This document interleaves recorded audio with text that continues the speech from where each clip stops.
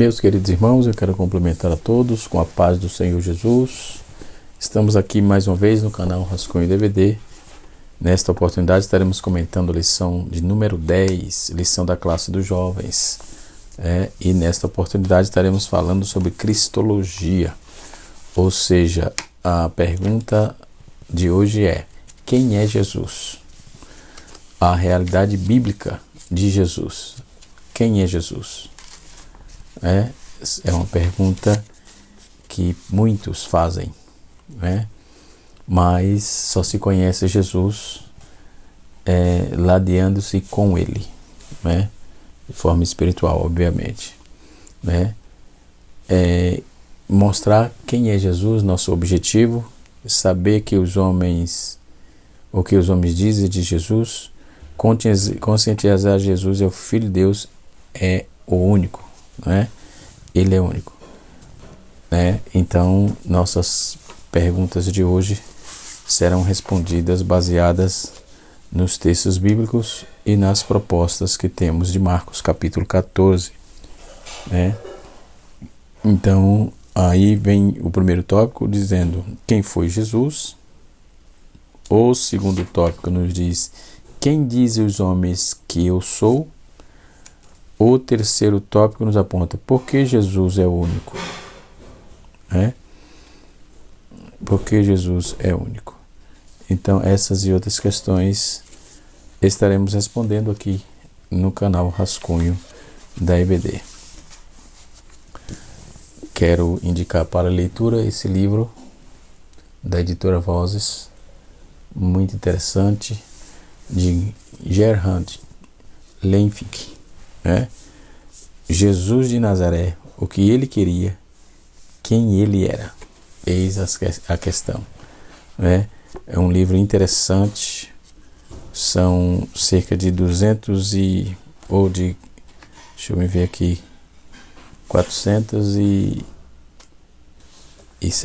485 páginas de pura informação, de respostas, tanto a mim quanto à igreja, sobre Jesus. É uma excelente obra. Eu indico, da editora Voz. Outro material que eu também indico, apesar de termos aqui muito material de teologia sistemática, nós temos aí outro material que eu indico, é esse de Ravi Zacarias, quem é Jesus. Outro material que eu indico é Jesus e o mundo do judaísmo, de Gessa Verme. E esse material aqui de D.A. Carson, Jesus, o Filho de Deus. E dentre outros que aqui temos, e enfim. Mas esses são os mais, foi o que eu usei aqui para minha lição, para a nossa elaboração, a elaboração da nossa aula de hoje. Então vamos lá, nós estamos estudando o tema geral, o padrão bíblico para a vida cristã, que é um assunto pertinente. Nós estamos estudando agora, na verdade, todo esse contexto da Bíblia: fé, Bíblia, pecado, salvação, santificação, cuidado com o corpo, o casamento, o trabalho, as finanças, e agora Jesus. Na próxima aula estaremos estudando sobre a esperança, depois o evangelho na cultura, e a realidade de uma fé que faz a diferença. Então, lição de número 10 tem como título, a realidade bíblica do Senhor Jesus Cristo, tá certo? Então temos a pergunta: quem foi Jesus? Nós temos dentro da Cristologia o Messias prometido, o uso da unção Israel, o uso do Novo Testamento dentro desse contexto, as profecias messiânicas, onde aparece o termo Messias, que tem lá em Isaías, na profecia de Jeremias, de Daniel, de Ezequias, ou de Miqueias, Miqueias, Zacarias e Salmos, e o anúncio de Maria também. Tem as expectativas messiânicas, porque houve fracasso da monarquia. Enfim, a cristologia é um assunto vasto. No canal Rascunho teológico, nós temos alguns vídeos lá sobre essa matéria, tá certo? Rascunho teológico, se você quiser passar lá. Se você está passando aqui pela primeira vez e ainda não é inscrito, se inscreva. E se você não deu o seu like, deixe o seu like e ative o sininho para receber as notificações. Não é? Quem foi Jesus? Jesus estava com Deus, né? E nós vamos iniciar o texto baseado no texto de João, né? Que diz: o verbo se fez carne, né? Ele era o próprio verbo, né? E habitou entre nós. O texto devemos aqui aprender, compreender que Jesus é antes da criação, antes de que houvesse a grandeza de mediação, que antes de que chamamos de tempo, né? Essa grandeza da mediação chamamos de tempo, onde contamos dias, meses e ano. Então Jesus já existia ao se referir ao Salvador. João nomeia aí como o verbo se fez carne. O verbo se diz que no princípio era o verbo, e o verbo estava com Deus, e o verbo era Deus. E Jesus não somente era Deus, mas também estava com Deus antes da criação, e fez todas as coisas, né? A vida anunciada pelos profetas, nós vamos ver que ele foi, para que ninguém tivesse dúvida acerca da vinda do Messias, os profetas hebreus receberam a revelação de Deus sobre a vinda do Cordeiro, que tira o pecado do mundo. Essa expressão tem base no Antigo Testamento, né? De uma vida, de uma pessoa que havia cometido pecado, talvez um animal puro, que substituí-lo, enfim, em um sacrifício. Por meio do sangue derramado, o pecado seria encoberto. Se não houver a revelação da parte de Deus, não há profecia, tá? Se não houver revelação, não há profecia. Dentro dessa proposta bíblica, nós vamos partir para a nossa lição, né? Dito isto, usaremos aqui a teologia sistemática de Louis Berkhof, também de Warren Grudem, de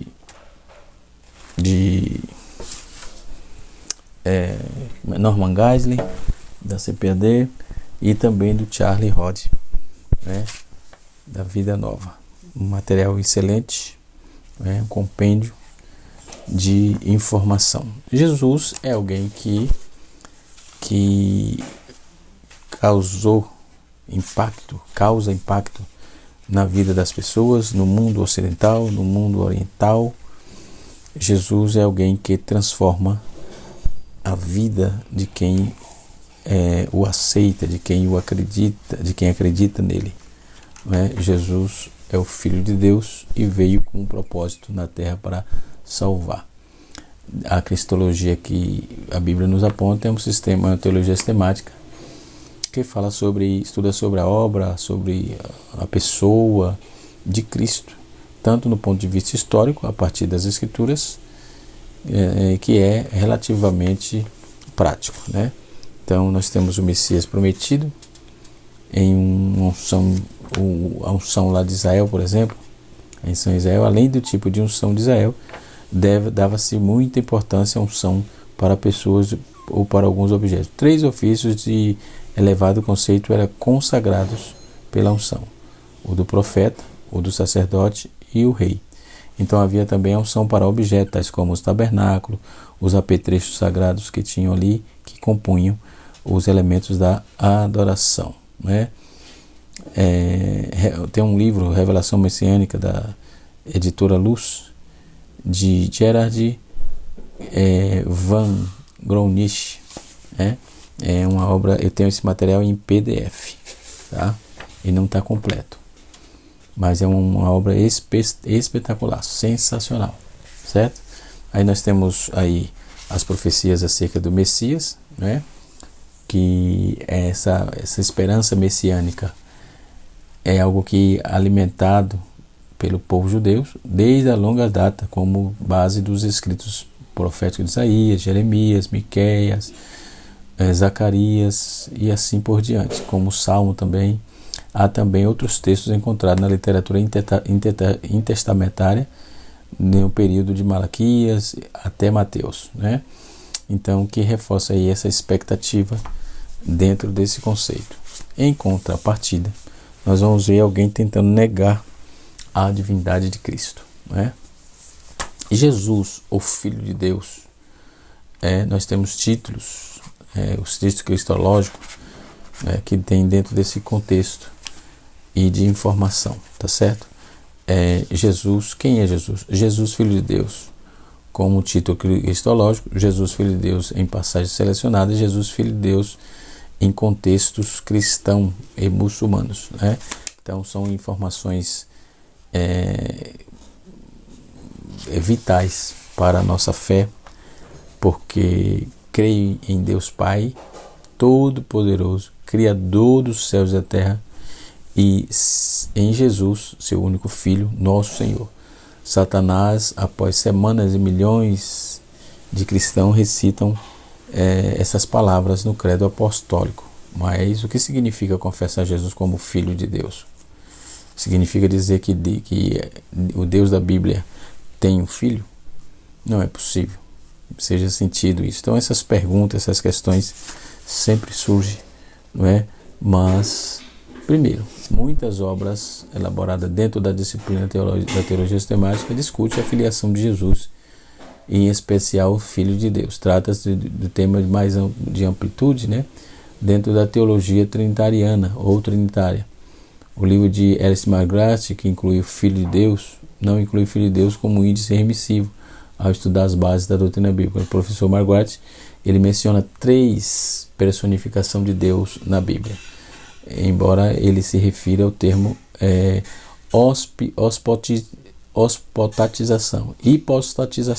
hipostatização da personagem hipostática, né? A sabedoria, que é o verbo de Deus, e o Espírito Santo, ou o Espírito de Deus. Então, filho não é mencionado, mas McGrath ele faz um bom tratado sobre o filho nas páginas que sucedem do seu material, né? Cristologia, a teologia cristológica, né? De Alistair McGrath, né? E assim sucessivamente. Então, são materiais interessantes que podemos usufruir, né? Dentro desse contexto. Vamos para frente, no subtópico de número 3, estou no tópico primeiro, Jesus nascido de mulher, né? O apóstolo Paulo, ele escrevendo aos Gálatas, ele faz uma citação quando diz que ele diz assim, que Deus enviou seu filho nascido de mulher, nascido sob a lei, para remir os que estavam debaixo da lei, né? No século II da nossa era, uma heresia foi levantada por um homem chamado Manes, que dizia que Jesus não era humano, e sim um espírito, né? Então essas contradições sempre existem. Tem um livro aqui, né, de um agnóstico, ele já foi cristão, hoje se intitula Agnóstico. Vou tirar aqui para você ver. Tem algumas obras desse camarada aqui. Ó, Bart Ehrman, e ele pergunta como Jesus se tornou Deus. Ele fala, como Jesus se tornou Deus. Ele é um desses que encabeça esses hereges negativos, né? Que tentam totalmente desassociar, né, o Cristo de Deus, e assim sucessivamente. Então, são informações que precisamos ter cuidado quando receber.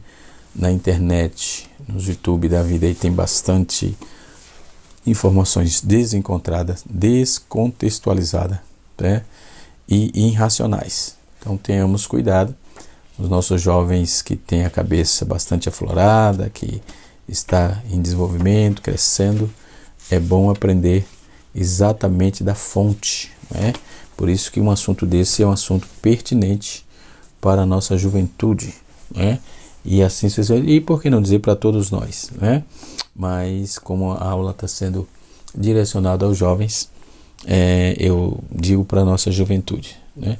No século II da nossa era, quando esse termo, Jesus nascido de mulher, era uma heresia. Foi levantada por um homem chamado Manes, conforme eu disse, né? Nós temos aí tal pensamento que contradiz o nascimento e a morte da ressurreição de Jesus Cristo, pois ela era somente um espírito, né?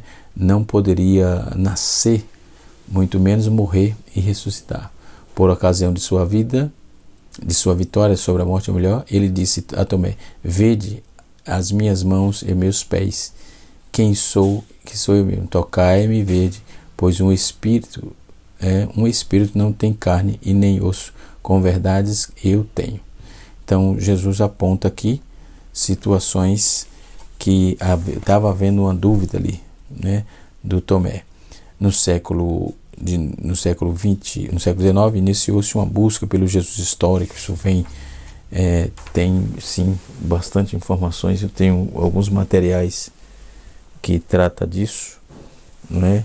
Começou-se essas buscas sobre Jesus teórico, sobre as sujeitas a severas pressuposições antinaturais da alta crítica, enfim, que desfilaram os fatos que os estudiosos liberais possuem, pudessem, aliás, aceitar, para não, então, compilar um quadro, montar um quadro, né, que fosse relevante para os seus pensamentos, suas coerências, né? Nós vamos ver isso na teologia pentecostal de Stanley Horton, que é esse material aqui. Cadê? Eu tenho esse material, não sei se está aqui, está aqui em algum lugar aqui, esse livro, né? Eu uso bastante ele, é que eu fico mexendo sempre aqui, de forma que eu acabo tirando do lugar as coisas. Mas esse livro ele aponta um subsídio interessante, né? E as compreensões modernas do tamanho acabou por força de uma cunha entre o Jesus histórico, que supostamente poderia ser conhecido somente através das críticas relacionadas, racionalista, aliás, e histórica dos evangélicos, e o Cristo da fé. Este último era considerado muito maior que o histórico, porque a fé que os escritores dos evangélicos depositavam nele os levou a apresentá-lo como base no que era pregado, que é o querigma, né? E assim sucessivamente. Então, outra pergunta que é feita aqui na lição é: quem diz os homens que eu sou? Né? Jesus fez essa pergunta aos seus discípulos. Essa pergunta feita pelo próprio Jesus aos seus discípulos, ele ainda vale para os nossos dias, não é? Claro, há uma validade muito contundente dentro disso, porque muito se tem debatido sobre a idade de Jesus, a identidade. Então nós podemos ver exatamente quem é Jesus dentro dessa proposta, né? Então Jesus na profecia de Daniel, Jesus na profecia de Jeremias, ou o Messias no caso, né? Na profecia, esses profetas messiânicos nortearam sobre isso, né? Então essa perspectiva, depois que houve o fracasso da monarquia, aí a profecia do reinado sobre-humano de Jesus, tá certo? Então nós temos aí Jesus dentro do contexto do Galileu, que a Galileia era também chamada de Galileia dos Gentios, em Mateus capítulo 4, verso 15, porque viam nela povos estrangeiros, principalmente gregos, e noutras, à margem do Jordão, situava-se a 10 cidades gregas, a região conhecida como Decápolis, né? Que é o conjunto de 10 cidades, por onde Jesus também andou, né? E nós podemos observar que no entanto, a Galileia era composta de povos estrangeiros desde a invasão da Síria, né? A invasão à Síria no ano 722 a.C., que está pautado em 2 Reis, capítulo 24 a seguir, né? Então a Galileia do norte do país era a região em que possuía alimentos, que produzia alimentos, e o restante da nação, apesar de observar isso tudo, nós podemos ver de forma muito objetiva apesar da Galileia ser terra produtiva, né? Era uma terra muito produtiva, por isso o rei Herodes ele tinha o seu palácio naquela região, né? E não no sul. Os galileus, por exemplo, eram exploradores, exploravam pela exploração pelos romanos. Aliás, os galileus eram explorados, né? A exploração era feita pelos romanos, tanto de pagar altas taxas de imposto pela produção agrícola, né? E os proprietários de terras tornavam-se escravos, né? O povo do norte era um simples analfabeto e falava muito mal o hebraico. O povo do sul era letrado e devido ao alto grau de cultura menosprezava os menores da Galileia. Os galileus estavam distantes do templo que se localizava em Jerusalém, no sul do país, né? E quando vamos observar, vem pois o Cristo da Galileia, nós vamos ver em João capítulo de números 4, capítulo 7, versículo 41, pode vir alguma coisa de Nazaré, né? João capítulo 1, versículo 46, então os assuntos religiosos incluíam política, economia, não é? E Jesus morava na Galileia, uma província suspeita para que ele viesse o Messias, né? Então outros dizem que Cristo é quem é esse Cristo? Mas diziam outros, vem pois o Cristo da Galileia? Tem alguma coisa boa de Nazaré? Cidadão galileu não favorecia Jesus em nada. Ele apresentava em Jerusalém o povo ignorante sobre a sua maioria, cheio de doença, encontrou em Jesus tanto uma saída para a situação precária da sua vida que vivia, como também esperança, né? Então Nazaré também era situado na Galileia, né? Ou seja, ele não fosse bem acolhido na sinagoga de sua cidade natal, que era Nazaré, vamos corrigir aqui, e também ele situado na Galileia. Lucas capítulo 4, versos 14 a 30, nos traz essa informação. Jesus mostrou sempre o cuidado em não divulgar aí alguém que era o Messias. Esse segredo precisava ser mantido para que o tempo do seu ministério não fosse abreviado. Então Jesus era discriminado pelos judeus do sul por ser da Galileia. Então para a igreja que abraçou como Cristo, isso não foi motivo de vergonha. Tá certo? Vejamos em Atos 10, 36 e 37 e Lucas 10, Lucas 10, versículo de número 4 e 7, né? E Jesus também é considerado como filho de Davi, né? O Messias de Davi, que chama de seu Senhor, deve ser, pois, o maior do que Davi. Consequentemente, sua origem era verdadeira, não pode ser remontar a Davi, mas alguém que por trás dessa palavra de Jesus estaria então a ideia desenvolvida. Então Oscar Cullmann, ele levanta várias questões acerca disso. Ele diz: se Jesus autodesignou como filho de Davi, então ele cita Marcos 12, versículo 35 como o único exemplo, né? Embora haja muitos outros em que Jesus é chamado de filho de Davi pelo povo. Mateus 9, Mateus 12, Mateus 15, Mateus 20, né? Mateus 21, Mateus 22. E nessa passagem de Marcos, por exemplo, Jesus cita o Salmo 110, versículo 1, né? Então, segundo Cullmann, Jesus não nega a sua descendência de Davi, como também não nega o seu parentesco segundo a carne com sua família, né?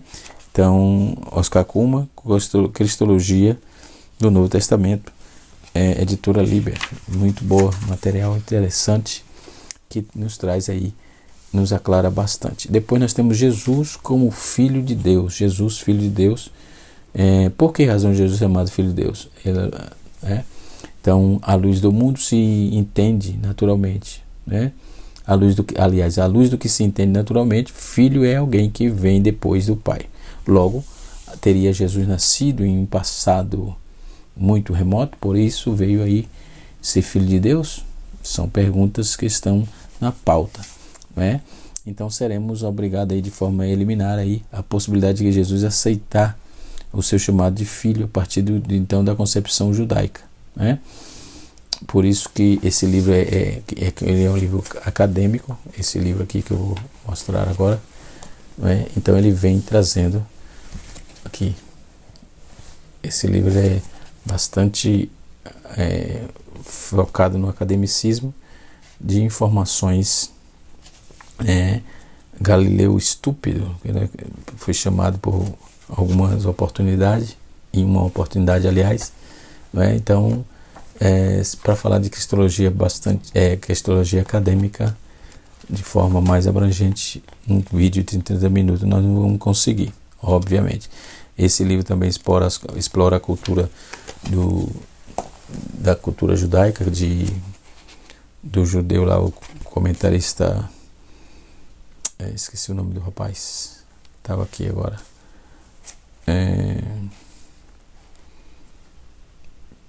esqueci, né? Eu lembro posteriormente, e assim sucessivamente. Então Jesus, no mundo do judaísmo, escolhido dentro desse contexto, os 3 artigos sobre o manuscrito do Mar Morto, os essênios, representam uma visão mais recente do impacto de Qumran, né? A História dos Hebreus, o livro História dos Hebreus, né? Que vai trazer algumas informações mais contundentes sobre esses fatos, né? Jesus, o judeu. Quem era Jesus? Também é um título que, dentro desse contexto, é um sinônimo carregado de emoções do Jesus histórico, né? E nós temos que ter cuidado com esse tipo de dar uma demanda sobre isso, né? Mas Jesus é o Filho de Deus, né? E Jesus, ele dentro das suas prerrogativas, ele fez tudo o que o Pai lhe imputou a fazer, né? Ou seja, ele mandou, vamos dizer assim, né? E nós vamos observar que há muita controvérsia dentro, se faz controvérsia, né? Se criam controvérsia para ficar criando os debates totalmente desnecessários. Assim, o chamado de fato, nós temos um dia de Cafarnaum, Marcos capítulo 1, versículo 30, versículo 29, 21 a 39, né? E nós vamos observar que dentro dessa visão cristocêntrica, voltando aqui para a lição, no tópico de número 2, quem é Jesus? Aí alguém diz assim, Jesus era um louco? Outra pergunta, Jesus era um mentiroso? Né? Essa primeira possibilidade levantada acerca do mestre, né? Que ele não era uma pessoa normal. E seu juízo perfeito seria um desequilíbrio. Alguém acreditava ser uma pessoa mais era outra, né? Essa tal fosse verdade, Jesus acabou pagando com a vida por seu desequilíbrio. Isso é alguém que diz isso, né? Então, pôs dizer que era de Deus e fez que fosse julgado, condenado, crucificado, interrogado pelos sumos sacerdotes, né? Em seu julgamento sobre a identidade, ele era o Cristo, o Deus Filho de Deus bendito, e ele disse, eu sou, e vereis o Filho do Homem assentado à direita do Todo-Poderoso, vindo sobre as nuvens dos céus. Marcos capítulo de número 14, versículo 62. Jesus não se mostrou, não se apresentou como louco, não demonstrou-se louco, e afirmou com firmeza e de forma categórica que ele estaria sentado a desse Deus, que ele é o Filho de Deus vivo. Então, a segunda hipótese era que Jesus agiu de forma a enganar os seus ouvintes, né? Teologia liberal que tenta desqualificar isso, né? E alguns teólogos dentro dessa visão teologia liberal. Jesus é o Filho de Deus, é o Salvador, é o poderoso. Jesus, ele é eterno. Veja o que diz o texto, né? Aqui em João capítulo 1, versículo 1, Jesus é eterno. Jesus existe por si mesmo. Veja o que diz Colossenses capítulo 1, versículo 17 e João 1, versículo 3. Jesus é onipresente, o que está escrito em Marcos 18, verso 20. Jesus é onisciente, o que está escrito em João 2, versículo 25. Jesus é todo poderoso, que está escrito em João, capítulo 1, versículo 3, Hebreus, capítulo 1, versículo 2 e Lucas 8, versículo 25. Jesus é soberano, 1 Pedro, capítulo 3, versículo de número 22. Então, não tem o que discutir, tá certo? Aos críticos só resta chorar, ou se converter a Cristo e aceitá-lo como Salvador e procurar dar fruto digno de arrependimento, né? No terceiro tópico, Jesus é único. Ele só pode nos trazer a salvação e nos transformar. O apóstolo Pedro, ele, ao ser interrogado sobre a liderança judaica, sobre o milagre que ele fizera, o poder do Espírito Santo, aqueles homens a respeito de Jesus, então eles crucificaram dizendo que ele havia ressuscitado e sido honrado por Deus. Atos capítulo 4, versículo 12. Então essa salvação, ela transforma o ser humano, ela muda o ser humano, ela traz para o ser humano um novo viver, uma nova história, literalmente, né? Então Jesus, como Filho de Deus, Oscar Cumming, ele traz grandes esclarecimentos sobre a filiação divina de Cristo, né? E segundo ele, tanto entre os judeus quanto os helenistas, o termo era corrente, né? Cabendo-nos averiguar, a expressão Filho de Deus relaciona mais a concepção judaica com o helenismo, ou helênica, de forma helênica no caso. Helênico é que é helenismo. Esse pessoal é que vem de outra, não são judeu, não moram lá, não são israelita e praticam a religião judaica, né? A religião do judeu, né? E assim sucessivamente. Eles por isso são chamados de helenista, tá? A expressão Filho de Deus a partir da concepção judaica, visto que para os judeus essas expressões eram usadas para a nação. Por exemplo, Êxodo capítulo 4, versículo 2, Isaías capítulo 1, versículo 2, versículo 30, Jeremias capítulo Êxodo capítulo 30, verso 1, Jeremias 3, 22 e Oséias 11, versículo de número 1. Para reis está escrito em 2 Samuel 7, Salmos 2 e Salmo 89, referindo-se ao rei Davi, né, que se autoproclamava filho de Deus, né? E no versículo 20, para os anjos, né, está escrito em Gênesis capítulo de número 2, capítulo 6, versículo 2, e assim sucessivamente. Então, são muita informação acerca do Cristo, que a realidade é fatídica, salvou-me a mim e já tenho visto salvar muitas pessoas, para a honra e para a glória do nome do Deus eterno. Glória a Deus, né? Jesus, Filho do Homem, né, que era um título preferido de Jesus, né? E com esse nome mais de 60 vezes ele se refere a título Jesus, Filho de Deus, ou de Messias, embora não se recusasse tal tratamento, né? Mas ele gostava de ser chamado de Filho do Homem, né? Era comum. Então nós vamos ver essa importante informação sobre as objeções judaicas de Jesus, tá?